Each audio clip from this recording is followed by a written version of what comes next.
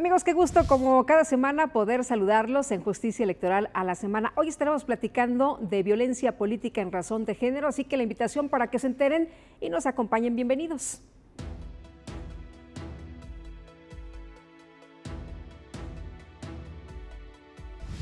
En el recurso de reconsideración 531 de este año, el recurrente cuestionó la sentencia de la Sala Regional Jalapa que revocó el registro de su candidatura a la presidencia municipal en San Juan, Colorado, en Oaxaca, por incumplir el requisito de elegibilidad relativo a contar con un modo honesto de vivir, al estar acreditado que cometió actos de violencia política por razones de género.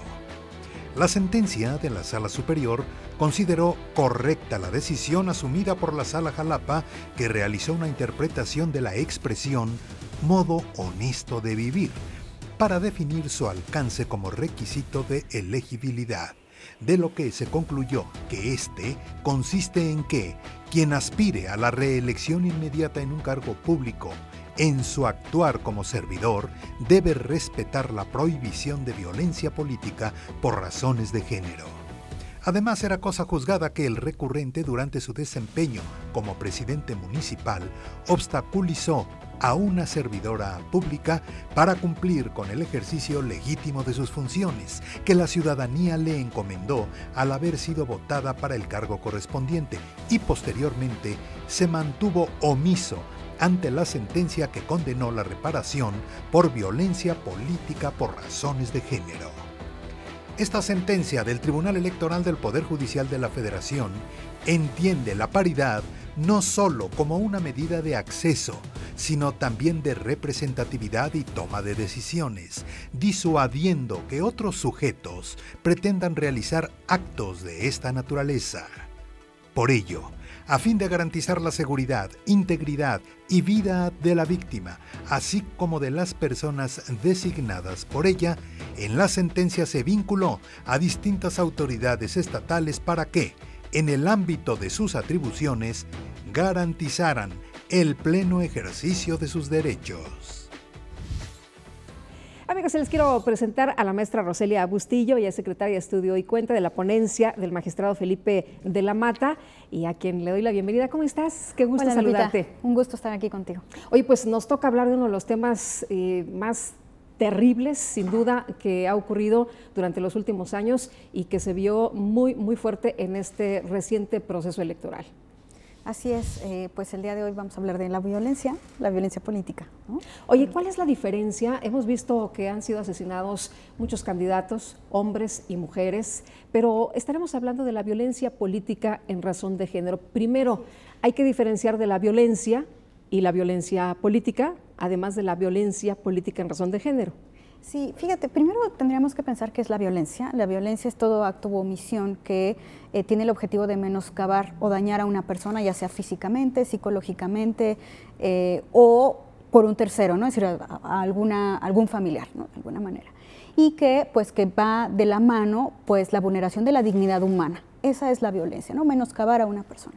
Sin embargo, sí hay que hacer la diferencia entre violencia en la política y violencia política de género. La violencia en la política es esta la que hemos visto que se da independientemente de que seas hombre o mujer, que seas candidata, ya seas electa, o hombre candidato u hombre electo, ¿no? Que tiene otras tesituras a diferencia de otros objetivos a diferencia de la violencia política en razón de género. Y la violencia política en razón de género tiene que ver con igualmente actos u omisiones que tratan de mermar los derechos políticos, pero a las mujeres, es decir, que por el solo hecho de ser mujeres se les impide ejercer sus derechos políticos con algún acto u omisión, ya sea de cualquier persona o de titulares de alguna dependencia o de actores políticos, ¿no? ¿Qué es la violencia política en contra de las mujeres? Porque a veces como que también es difícil distinguir qué fue lo que ocurrió. A lo mejor una mujer quiere ser candidata y no la dejan, a lo mejor sí la dejan, pero la mandan a un distrito donde no se gana, a lo mejor llega y le dicen, ¿sabes qué? Tú ya ganaste, pero pues no vas a poder ocupar el puesto, lo voy a ocupar yo. Platícanos.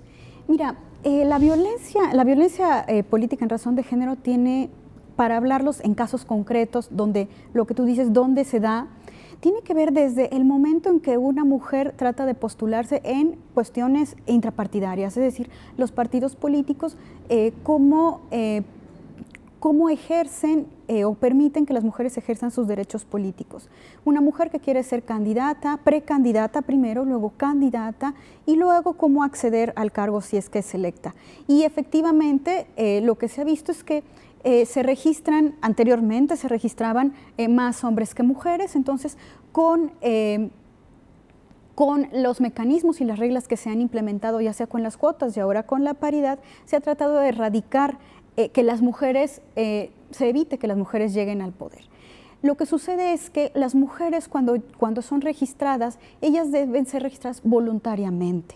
Y cuando no son registradas voluntariamente, sino son registradas por alguna coacción, ahí es donde se ve primeramente la violencia política. Es decir, ¿por qué? Porque puede ser y como lo hemos visto en varios casos, en donde las mujeres son registradas para que en dado caso que ellas ganen, ellas dejen el cargo y entonces quienes suban sean los hombres. Por ejemplo, eso también se puede considerar como violencia. Pero también en aquellos casos en los cuales ellas pueden ser ganadoras, ellas acceden al cargo, pero se les impide ejercer las facultades y las atribuciones que tienen en ese cargo. Por ejemplo, que no se les deja ejercer esos cargos a partir de que no se les dan sus dietas, se les impide ingresar a las instalaciones ya sea de un congreso o de un municipio, de un ayuntamiento, o que también se les impide, por ejemplo, no las llaman a las sesiones de cabildo. Es decir, todas estas acciones para impedir el acceso y efectivo del cargo al que fueron electas, ¿no? Es decir, cuando no hay una libertad de poder ejercer el cargo a través del ejercicio de los derechos políticos de las mujeres, porque hay otros elementos que los impiden, sobre todo por el hecho de que son mujeres que han llegado. Ahora, ¿cuál es el trabajo que ha realizado el Tribunal Electoral precisamente para que esto no se repita? Mira, el tribunal desde el año 2015-2016 empezó a trabajar respecto con un protocolo que ahora ya está en su segunda edición de 2017, el protocolo para erradicar la violencia política de género. Es un protocolo que lo hizo junto con otras dependencias, la FEPADE, la CONAVIM, el INE, en donde se explica primeramente qué es la violencia política de género, cuáles son los elementos en los cuales se puede o podemos configurar que se está dando este fenómeno y quiénes son las autoridades a donde debemos acudir. Y esto se da también porque no existe una tipificación en la legislación federal, en este caso, en donde esa violencia política de género tenga una sanción. Entonces, este protocolo ha servido para, podremos decir, llevar a las mujeres que se encuentren en esa situación hacia dónde acudir. Y también para saber cuáles son las facultades y las atribuciones de todas las autoridades respecto a este tema.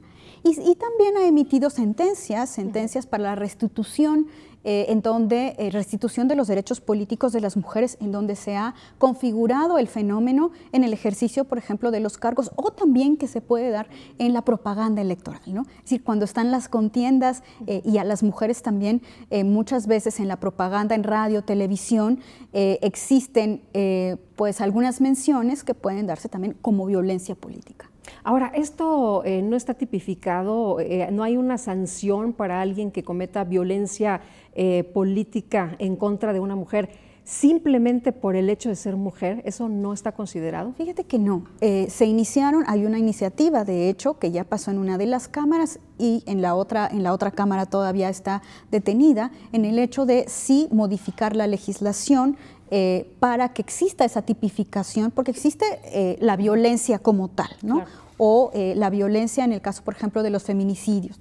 Pero en el caso de la violencia política de género no existe una sanción de tipo penal. Claro, ¿no? Bueno, porque hemos visto grados de violencia desde que no te permiten ejercer tu derecho político, que no participes, o hemos visto que asesinan a mujeres por el simple hecho que quieren quitarlas, ¿no? Porque son mujeres y porque no quieren que esa mujer ocupe ese cargo. Claro, porque la violencia política va desde cualquier palabra que tú utilices en contra de ella, ¿no? Hasta puede llegar hasta el asesinato, ¿no?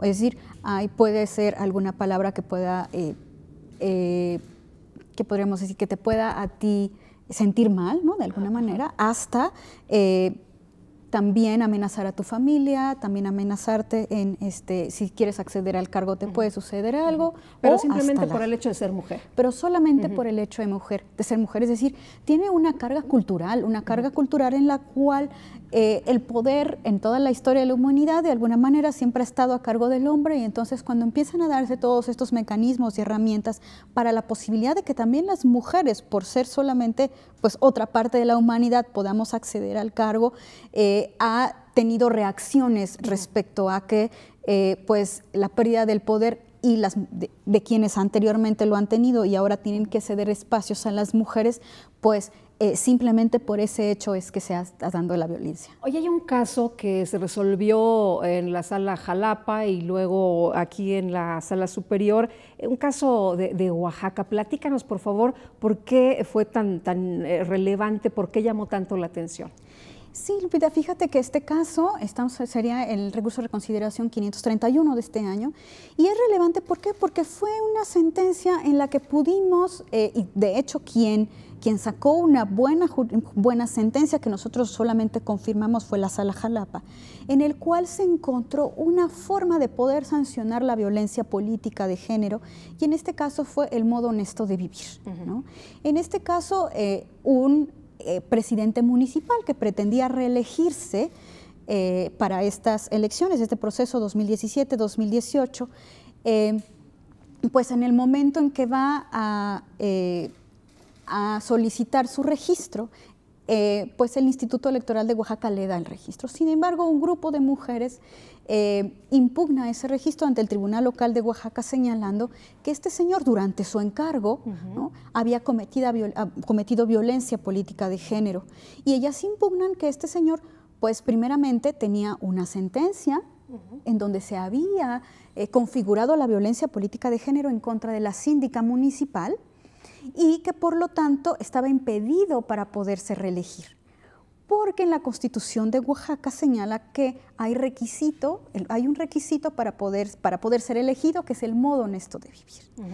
Y es a partir de ahí que, si bien el Tribunal de Oaxaca señala no, pues no hay ningún impedimento, esa sentencia la impugnan ante Sala Jalapa, el mismo grupo de mujeres, y Sala Jalapa pues revoca ese registro, señalando que si bien se había configurado la violencia política de género, por lo tanto este señor no tenía un modo honesto de vivir para poderse reelegir. Y ese es un precedente importante que aquí nosotros confirmamos, en donde, si bien no existe una sanción contra la violencia política de género de tipo penal o de tipo administrativa. O sea, esta persona era funcionario. Era funcionario, era presidente municipal. Sí. Y siendo funcionario, tenía una sentencia, una ejecutoria, en donde había cometido violencia política de género, y se le había señalado que estableciera medidas de protección para la síndica municipal. Y aún con eso buscó la reelección inmediata. Y esa reelección inmediata es la que se le negó, se le canceló. ¿Por qué? Porque había cometido violencia política de género. ¿Y en qué se fundamentó que él no podía reelegirse? Con el modo honesto de vivir. El modo honesto de vivir, pero sancionado a partir de lo electoral, ya no políticamente ni administrativamente, sino que encontramos que dentro de la Constitución de Oaxaca ese elemento para poderte elegir, que es el modo honesto de vivir, aquí no se configuraba, aquí no se configuraba. Entonces aquí no cumplía los requisitos, con ese requisito. No podía participar. Entonces él vino a la Sala Superior porque no le gustó la decisión de Sala Jalapa, pero si te parece bien, de regreso nos sigues platicando. Tenemos que hacer una pausa y enseguida estamos con ustedes. Recuerden que tenemos redes sociales para que compartan sus opiniones con nosotros. Está Twitter, está Facebook y la página del Tribunal Electoral. Regresamos.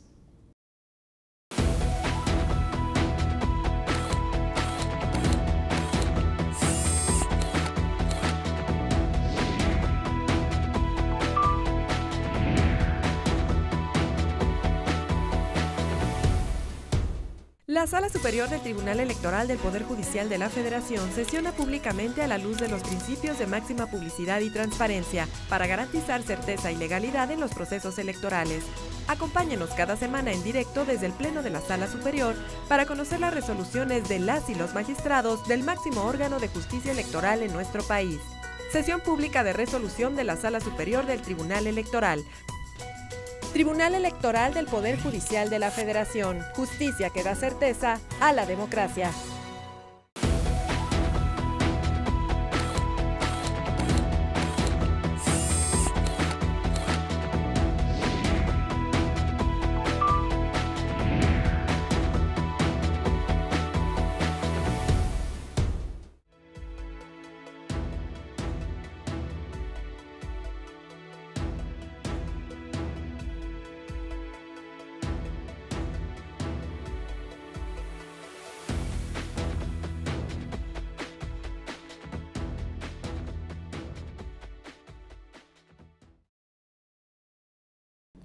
Estamos de regreso, qué bueno que continúan con nosotros aquí en Justicia Electoral a la Semana y bueno, seguimos platicando de violencia política en razón de género y nos quedamos con este caso que es muy importante, que se ha resuelto en el Tribunal Electoral en la Sala Superior, primero Sala Jalapa, pero nos decías, a ver, en la Sala Superior, ¿qué es lo que se resuelve? Este señor no tiene los elementos para una reelección, no tiene un modo honesto de vivir. ¿Cuál es el punto principal? ¿Cómo se determina que este señor, pues de plano, no cubre los requisitos?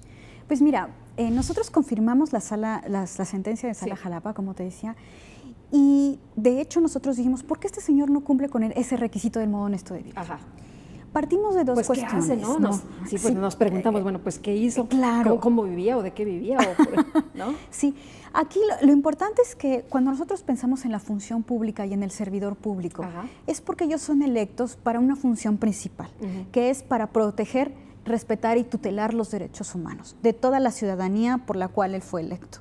Y el hecho de utilizar su posición para vulnerar un derecho que realmente fue pues que fue configurado y en una ejecutoria en donde él impidió el acceso y el ejercicio efectivo de un derecho humano como es el derecho a ser votada de la síndica municipal, entonces eso hacía que dentro de su función vulneraba derechos humanos, vulneraba el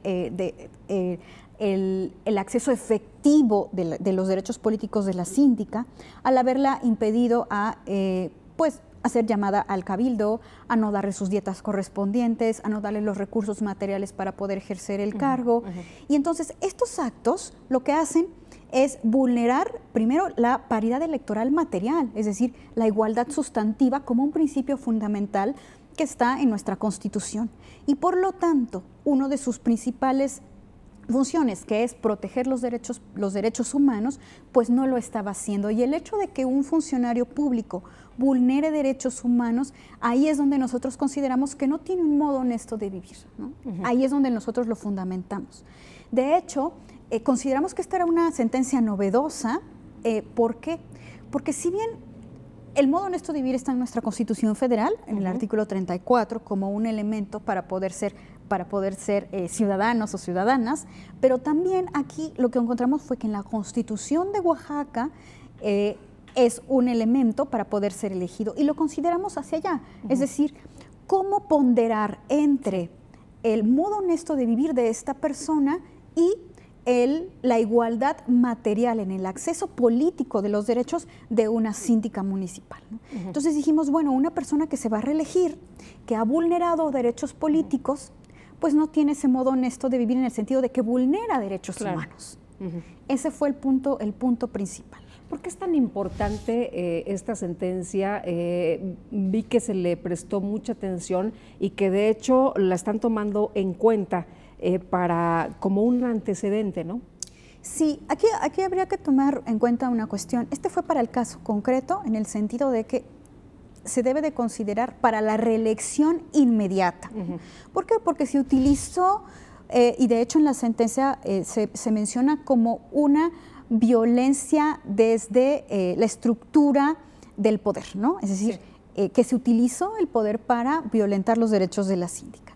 Entonces, en ese sentido, se señala que en la reelección de inmediata, como ya lo tenemos en todos y que en este proceso electoral se dio para presidentes municipales o para congresos de los estados, habría que considerar cómo estos se han comportado en el poder, ¿no? Sí. Previamente, para ver si pueden ser registrados para el mismo cargo.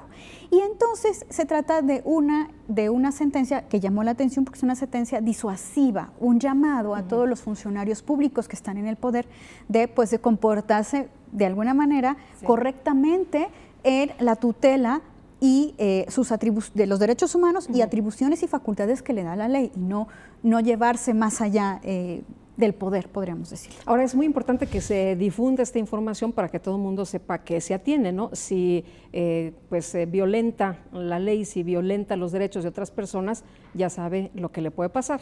Exactamente. Y de aquí nosotros encontramos una salida, porque no, como lo hemos mencionado, no existe una sanción para este tipo de actos de tipo penal y tampoco administrativa. Pues también dentro de la materia electoral, si nosotros lo que hacemos es buscar la tutela efectiva de los derechos políticos, pues cómo buscar o erradicar la violencia política de género, que lo que hace es vulnerar estos derechos, o cómo sancionarla.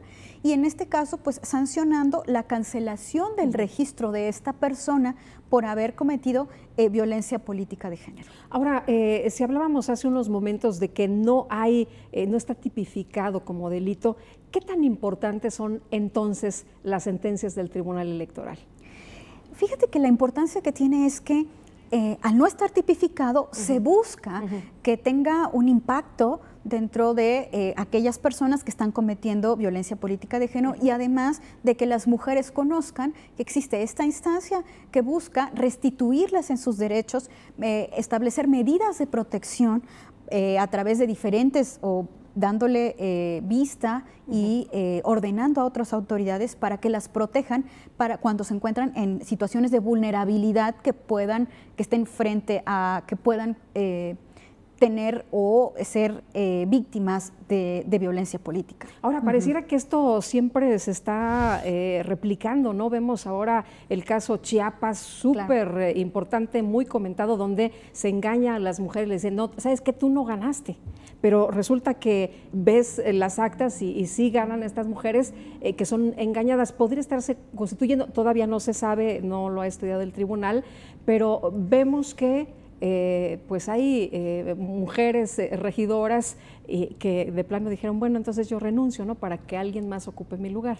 Sí, efectivamente, pues todavía no sabemos si esto es violencia o no. Pareciera que se podría estar configurando, ¿no? este concepto o estos actos dentro de, en este caso de Chiapas, pero sí llama la atención el número de mujeres que han renunciado, tanto para integrar el Congreso local como para algunos municipios. 36, ¿no? Creo que van más de 40. Exacto, algunos por ahí se va el dieron número, cuenta, ¿no? y dijeron, casi 40. No, ¿sabes qué? Entonces yo mejor no, si tengo derecho, pues lo ejerzo. Sí, y lo que está sucediendo es que parece que la lista para integrar el Congreso por el principio de representación proporcional, pues está quedando de uno de los partidos o dos partidos con puros hombres, ¿no? Entonces eso sí llama la atención porque pues las postulaciones tienen que venir de manera alternada o mujer, o sea, hombre, la ley mujer, ahora hombre. la ley es ahora lo que dice, ¿no? Claro, la ley, que haber paridad. Claro, tiene que haber paridad para el acceso efectivo de las mujeres también, y que las mujeres también puedan ser representadas y las mujeres puedan ejercer sus derechos políticos.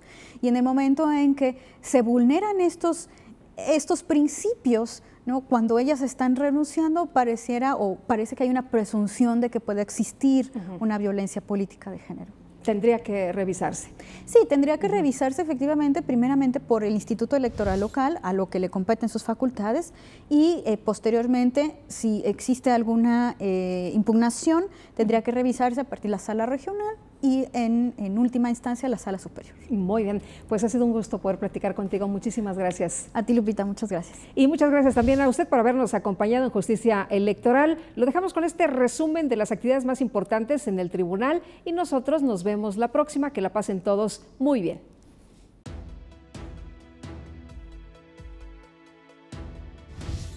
La Sala Superior del Tribunal Electoral del Poder Judicial de la Federación ordenó el recuento total de la elección de la gubernatura del Estado de Puebla y consideró que el nuevo escrutinio y cómputo es indispensable para lograr resultados veraces, que otorguen certeza y confianza en el proceso electoral, precisando que el resultado que se obtenga no prejuzgará sobre el estudio que debe realizarse respecto a la validez o nulidad de la elección de la gubernatura en Puebla. Al inaugurar el taller de control de convencionalidad Elecciones México 2018, perspectiva jurisdiccional comparada de América Latina, el magistrado de la Sala Superior del Tribunal Electoral del Poder Judicial de la Federación, José Luis Vargas Valdés, aseguró que México es un país que tiene instituciones democráticas listas para respetar la voluntad de la ciudadanía en las urnas y para estudiar y atender todas las resoluciones que se presentan en torno a cualquier controversia del proceso electoral, y que el Tribunal Electoral siempre está dispuesto a escuchar las opiniones y críticas fundamentadas en torno a su trabajo, siempre con el objetivo de perfeccionar la tarea jurisdiccional. En el marco del primer Tribunal Electoral Infantil 2017-2018, la magistrada presidenta del Tribunal Electoral del Poder Judicial de la Federación, Janine Otálora Malasis, aseguró que la democracia es un modo de vida en el que se deben impulsar valores como la tolerancia, el diálogo, el respeto, la paz y la no discriminación entre las nuevas generaciones, y que el Tribunal Electoral Infantil es un ejercicio que permite fortalecer la cultura democrática y refrenda el modelo de justicia abierta.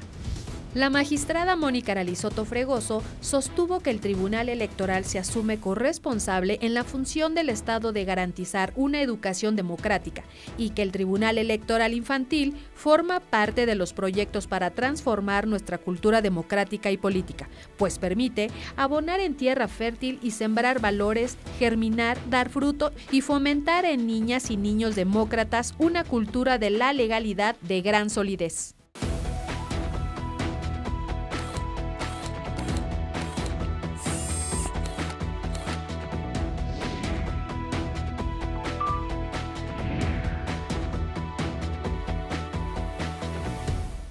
La protección de tus derechos político-electorales le corresponden al Tribunal Electoral del Poder Judicial de la Federación.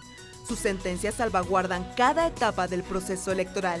Proteger tu decisión en la urna y resolver los conflictos electorales es precisamente la función primordial del Tribunal Electoral del Poder Judicial de la Federación. Tribunal Electoral del Poder Judicial de la Federación. Justicia que da certeza a la democracia.